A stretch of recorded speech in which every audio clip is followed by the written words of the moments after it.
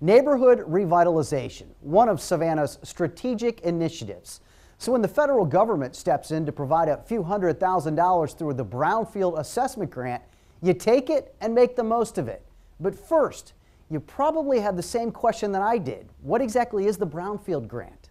It's just a term for properties, real estate, that either has actual contamination on it or the potential, like people think, or a stigma that it might have contamination on it. It could be, in a corridor that had former gas stations or former dry cleaners that are now no longer active, but that underground storage tank is considered a contamination that ultimately kind of impacts the attractiveness of that property to be redeveloped and brought back into kind of economic vitality. This particular grant of $300,000 is a significant EPA grant that the city was fortunate enough to apply for and get.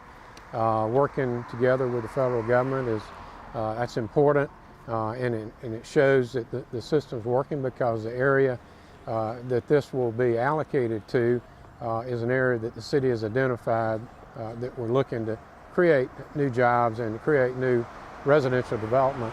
What we're really looking to do is go through the Montgomery and MLK corridor and look at properties that may or may not have contamination, but this gives us the money to start assessing those properties, identifying what, if any, issue there may be. It's particularly important now as we're looking at the canal area. By doing the arena and the Springfield Canal development on the west side there, we're looking to create development all the way up MLK and the entrance area to that.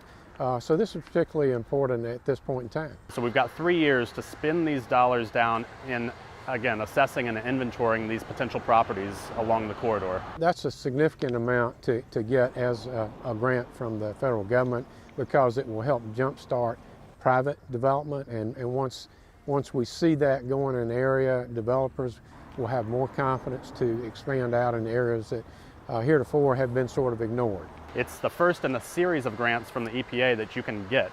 So we're just getting our foot in the door with the EPA essentially with this grant. Only 4 cities in the entire state received the Brownfield Assessment Grant. Joining Savannah are Albany, Perry, and Waycross.